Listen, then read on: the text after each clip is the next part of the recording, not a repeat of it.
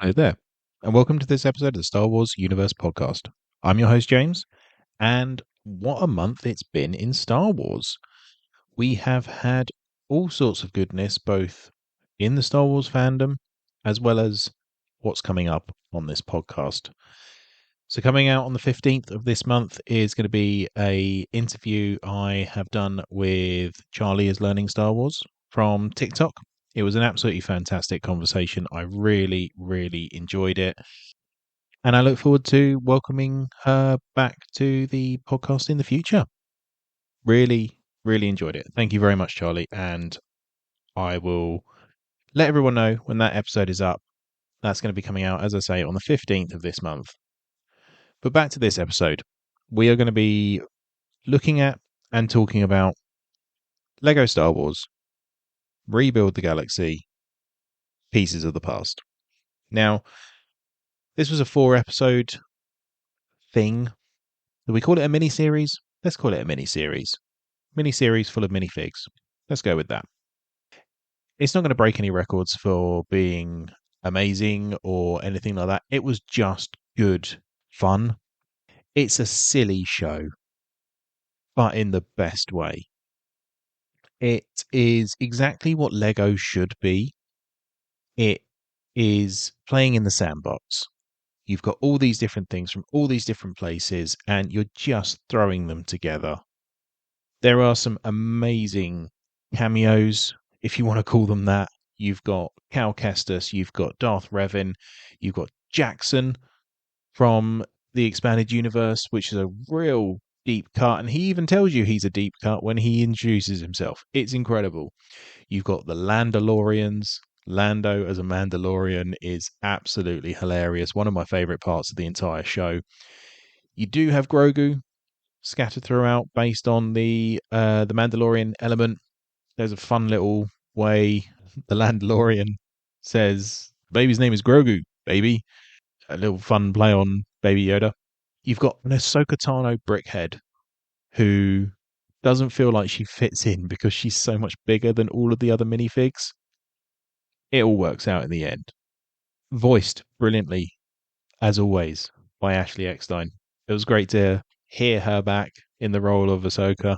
Obviously, Rosario Dawson is doing a phenomenal job as Ahsoka in live action, but hearing Ashley coming back to the role as the voice of Ahsoka, it just feels right, and it was really really good to hear it.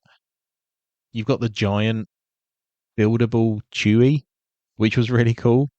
A lot of them, obviously, like the brickheads, are a well-established piece of Lego merchandise at this point in time. You also have like the big buildable characters, Chewie being one of them. He was in there. That was really good fun.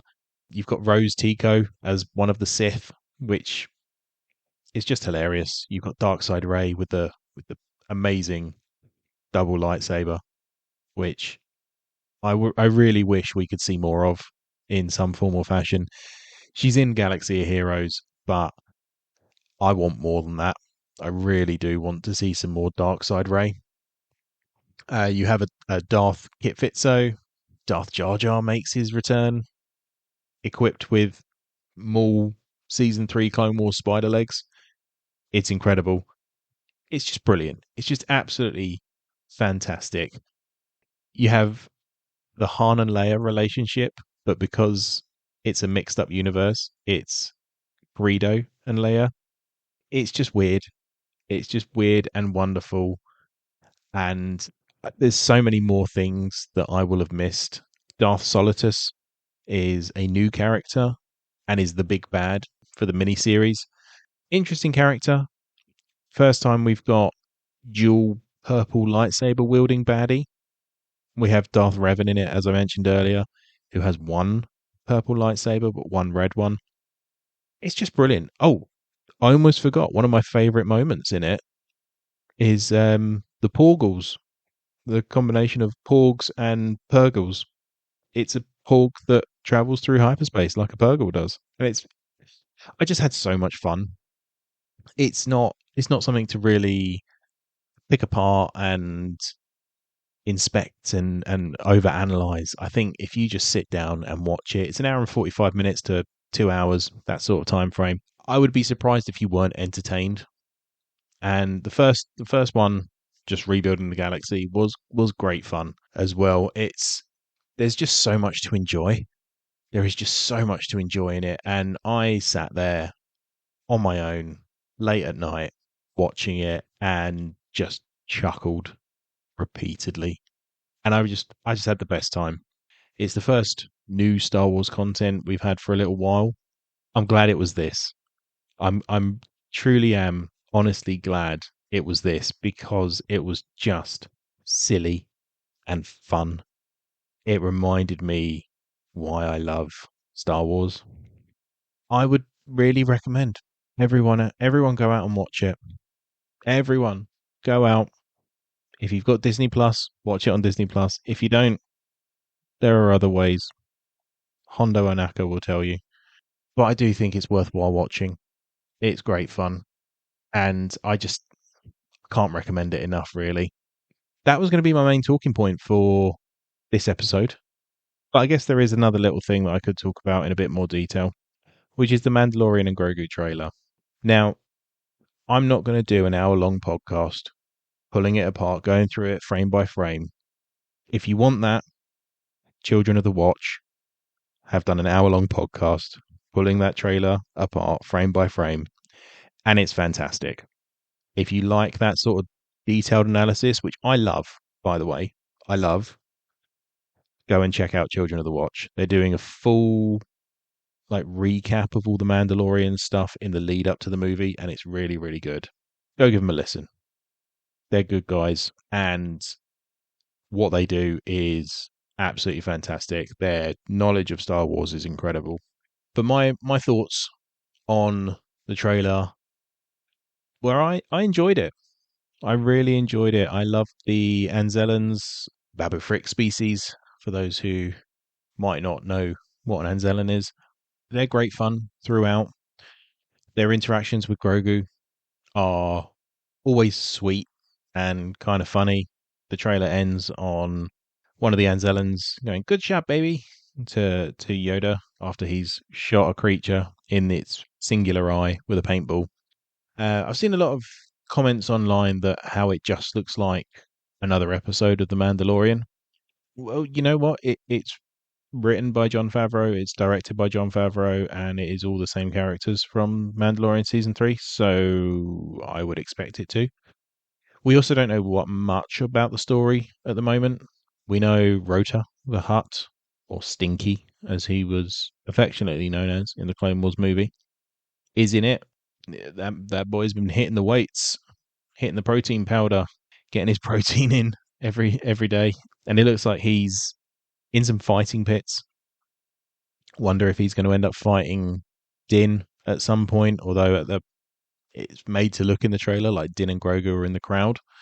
So maybe they are there after someone who's after him, there to protect him, maybe. And then he'll come with them on a little escapade for the rest of the film. But this is very much set in between season 3 and the fallout of Thrawn's return, which we'll get in the next film, done by Dave Filoni.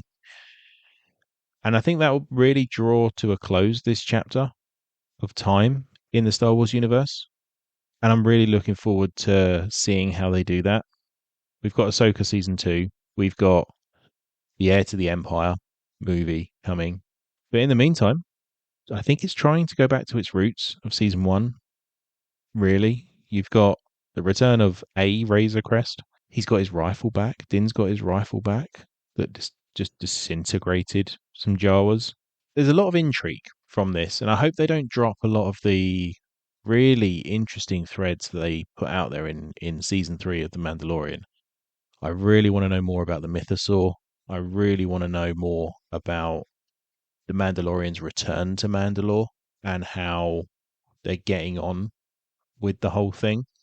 I want to know if it was a clone of Moff Gideon that was killed at the end of Mandalorian season 3. I fully expect it to be a clone of Moff Gideon that was killed at the end of season 3.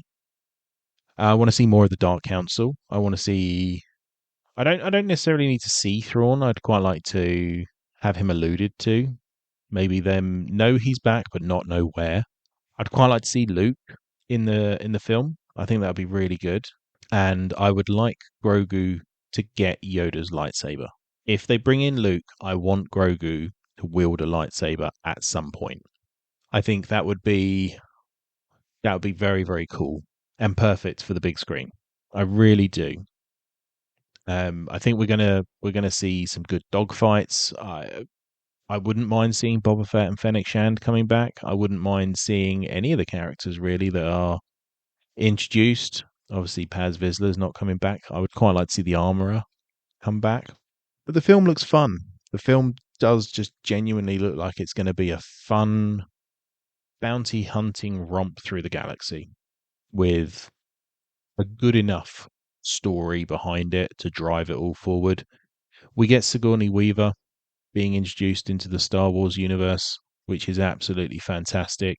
I love Sigourney Weaver as an actress, made quite the impact on my sci-fi love through Aliens, the Aliens franchise.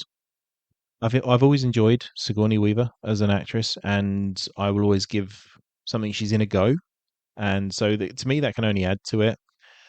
We see Zeb in the trailer, so we know he's going to be in it. I would quite like to see a reunion scene, whether that be a post credit or a tag at the end, something like the closing shot of Zeb and the rest of the Spectre crew coming back together, meeting Ezra again. Obviously, we're going to be minus Sabine and Ahsoka, but maybe that could be the closing moment of right now. We're going to go get Sabine and Ahsoka back from Peridia. We'll see. I think for a minute and a half trailer, I think the uproar that we're not getting what people think they deserve. No, we get what we're given. Let's face it. It's a teaser trailer. Let's not forget what that means. It's meant to tease us. It has absolutely teased us. It looks fun. It looks silly.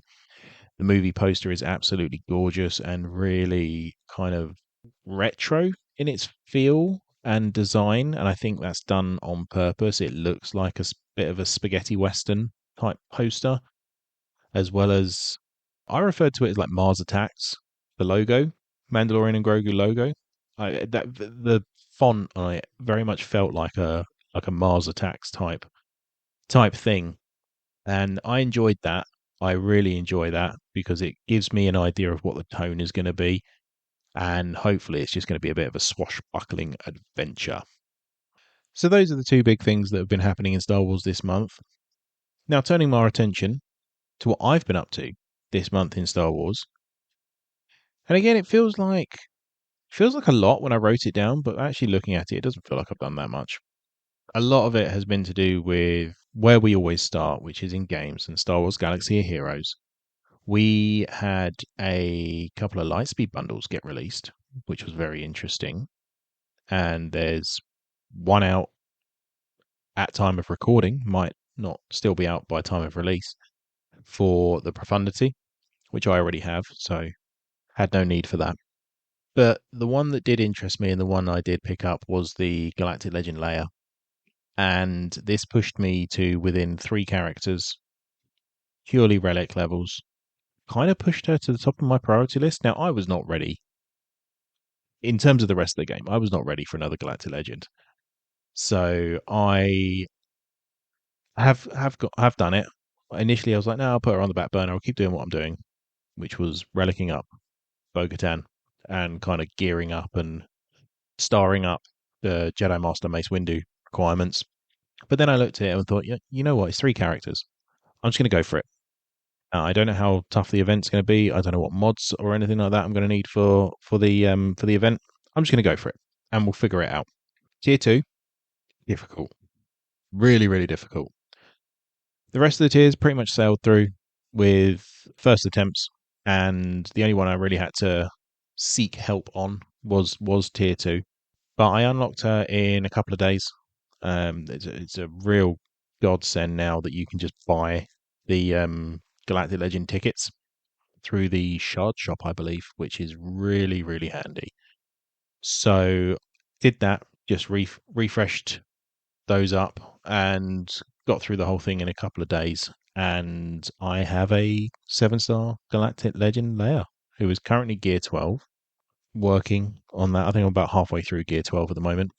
She's only got 2 Zetas on her at the moment, but I have managed to do all of the ultimate tier, but I can't activate the ultimate at the moment because I'm not in relics. It's really annoying, but she's done. Nearly. I need to go and do the final tier, which I think I will probably do when I get to relics, and I have the ultimate to help me out on that. I'm not expecting it to be difficult. The ultimate tier was bizarre. If anyone is familiar with the last year or so of Galaxy of Heroes, it was the Endor raid, essentially. So you're flying around on speeder bikes, fighting some scout troopers. First phase, you've got Luke. Second phase, you don't. It's just hit buttons. It wasn't difficult. There wasn't really any skill involved with it. Overall, I'd say a decent event.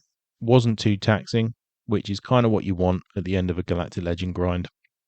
Also, you kind of want it to be a bit challenging. You want to feel like you've earned that character. And I guess didn't really because I got the Lightspeed bundle to a degree. But I'm still working towards Galactic Legend Lord Vader. That will now be my next Galactic Legend. And I have completed my ship grind for the Republic, the Galactic Republic Y-Wing. That was the most difficult aspect of that grind towards Lord Vader. So, got that. Don't have anyone else favorited at the moment because I do want to finish what I'm doing with Jedi Master Mace Windu, Bo-Katan, and also the Dark Side clones, who are going to go with my Lord Vader. They all feed into Master Mace anyway. So, Depa Billaba, done. Relic 5, all good. Temple Guard, done. Relic 5, all good. Apo and Scorch are both 7-star, Gear 12, taking a slight backseat because I also unlocked Queen Amidala, who is also currently at Gear 12. I'm hitting a little bit of a bottleneck with just getting characters to Gear 12 at the moment, and then I can't focus on any one in particular. So obviously Leia is taking priority at the moment. Then it will be probably Padme, and then as I'm doing other bits and pieces, I will get Apo and Scorch both up there. But they're both Apo and Scorch both 7-stars now, so that's all good. We have the pirates from the current era. I guess they're calling them the eras. So I've got Captain Ithano, who I'm currently sharding up, leveling him up on his stars, and I believe he is 6 stars at the moment. I think I'm in the final hurdle for that. He might be 5 stars and I'm approaching 6 stars. I can't remember. He's not important. I don't particularly like the pirates. I will get them because I will eventually want to get the Galactic Legend Hondo Anaka because I love Hondo. But he's not a priority at the moment. Because I feel the need to kind of at this point in time always have a ship grind going, I have started working on the Emperor's shuttle. Got that ship unlocked, and it's already stronger than a lot of my other ships at 2 stars. So that's good. But yeah, I'm just farming the pirates as and when they come available. They help with some of the battles, the era battles that come out, and they give quite good prizes. So quite good rewards. So I'm looking forward to just working my way through that. I would quite like to get my Queen Amidala up though soon, but I need to get Bo-Katan up to Relic 7 just to have that team padded out and ready to go as and when it's needed.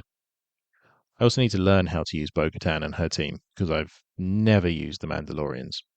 But that's kind of it on the games side of things. Still no Jedi Survivor, no more progress unfortunately. It's been a busy few months on that front. I have not had any time at all to sit down and play games. I am certainly the last few weeks I've either been recording podcasts or editing podcasts or working. That's been my life recently. Book wise, I have finished Vortex, and As you will hear later on, someone else has finished Vortex, which will allow me and them to record our next episode of the Fate of the Jedi miniseries, which is fantastic. I'm really, really looking forward to sitting down and doing that podcast with Todd.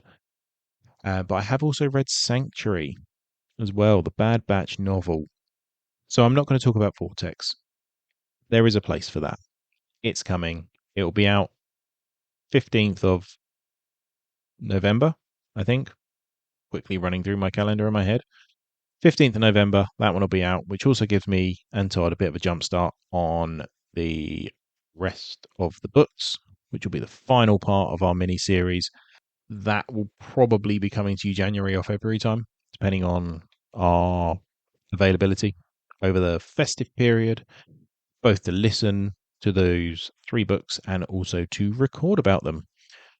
But if you are missing any of mine or Todd's input on stuff, you can go over and check source pages, podcast, Sacred Jedi Texts. We have recently done a High Republic Phase 3 and overview review where I lay out an ode to Geode, one of my favourite characters. Hopefully he's not gone for good, and hopefully he plays a part in the galactic events to come. But Sanctuary is the Bad Batch novel, as I said earlier, and it is brilliant. If you are a fan of the Bad Batch show, it is set somewhere within season 2, I would say. They are on Pablo. They are helping rebuild. Echo has left. Obviously, Crosshair hasn't come back yet. So it is just Hunter, Tech, Wrecker, and Omega. Fee is around as well. They're no longer with Sid. That's the setting of the book. They have a thing to do. They go do the thing goes wrong. I'm not going to spoil the book. You have some really interesting characters introduced both on the Empire side of things as well as on the Bad Batch side of things. You have a deliciously horrible character introduced who is just the epitome of smarmy, rich, name-dropping social climber. I don't have any particular beef with those sorts of people. I try to stay out of politics in general, if I'm perfectly honest. But everyone's met this sort of person, and they are just horrible to deal with. And it is played brilliantly. I believe the book is narrated by Mark Thompson, which is absolutely fantastic. Love Mark Thompson. He is really, really good at all of the voices. D. Bradley Baker, obviously the original voice of all the clones, would have been a good choice as well. But I'm really glad that Mark Thompson narrated this book, because I think he's just the voice of Star Wars for me at this point in time. And I just love listening to his character voices, his inflection on things. He just seems to get it. And it's really, really enjoyable. And I'd really recommend it if you like the Bad Batch. It's really good. I thoroughly enjoyed it. Comics wise, I have read some comics this month. Not many, only 4, but it's 4 more than I've got through recently. Those have been Legacy of Vader, issues 5, 6, and 7, and also the High Republic finale. Now, I speak a little bit about the High Republic finale in the Sacred Jedi Texts podcast I did with Source Pages, and I was a little bit critical because it's. I don't feel like it's a finale. I feel like it's an epilogue. It's perfectly good. It just doesn't live up to the grandeur of the word finale. Kevin Scott has done an absolutely fantastic job with the comic series, and special shout out, obviously, to Charles Soule, who wrote Trials of the Jedi, Tessa Gratton, all of the authors. Justina Ireland, fantastic. They've done a really, really good job overall with the High Republic. and I'm going to miss it. And I hope we get some more stories within that period. I'd love to learn some more about some of the other Jedi that are there. But something was just, for me, as I say, it was an epilogue rather than a finale. And as an epilogue, it was great. I loved it. It was a fitting ending. So I guess that is kind of the definition of finale. But for me, the finale was Trials of the Jedi, and the epilogue to wrap everything up, tie off any loose ends, was expertly done by Kevin Scott in the finale. I have also gone through and pre-ordered and got up to date with my comic purchasing recently as well. So whilst we're here, I have also picked up Boba Fett, Black, White, and Red, which I'm going to give a go. I wasn't keen on the Vader one. I loved the Darth Maul one. So we'll see what Boba Fett's like. I haven't read it yet.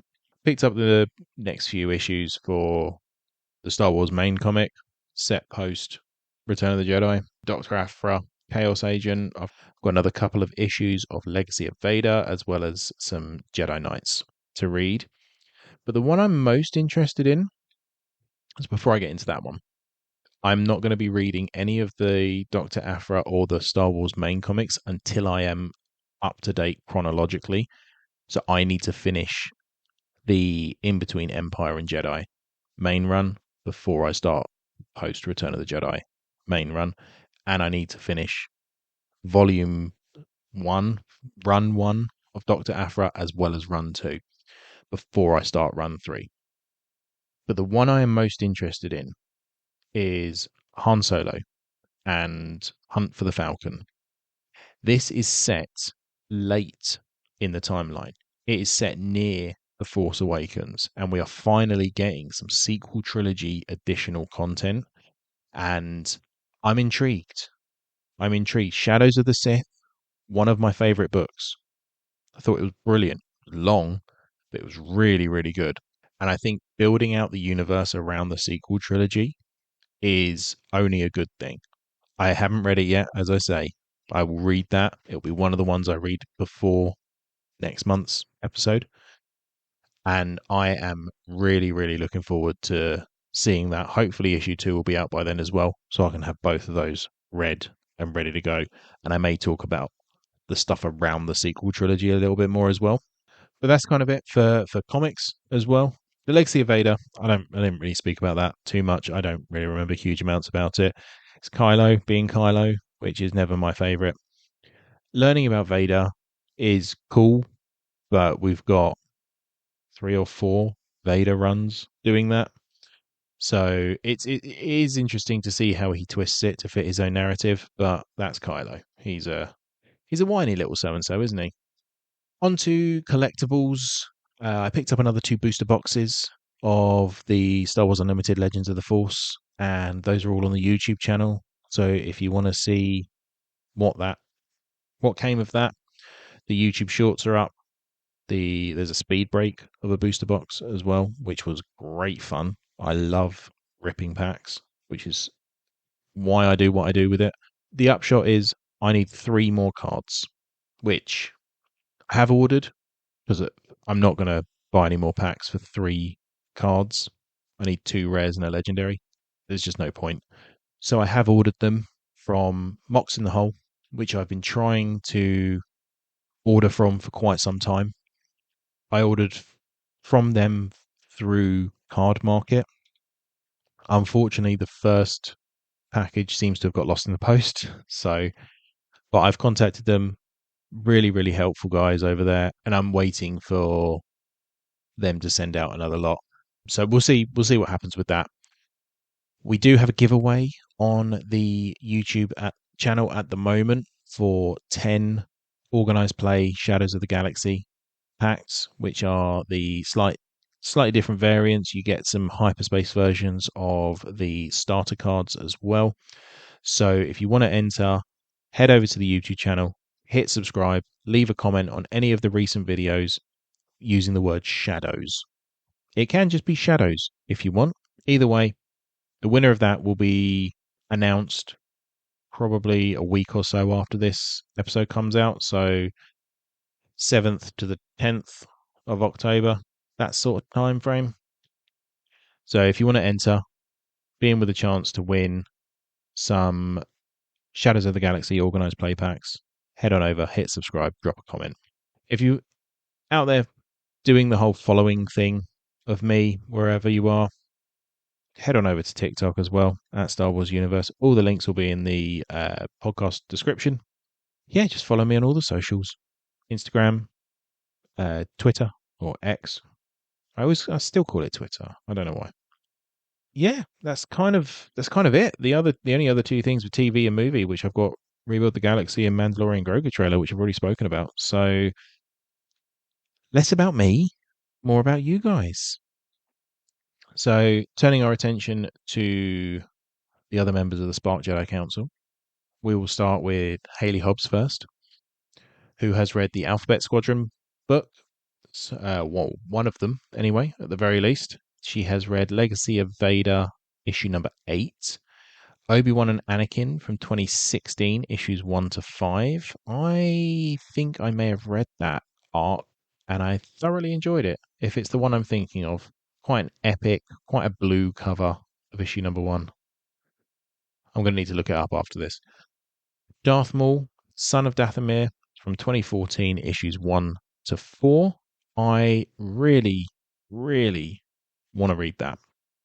It's one of the few arcs that I really want to read that I haven't read yet.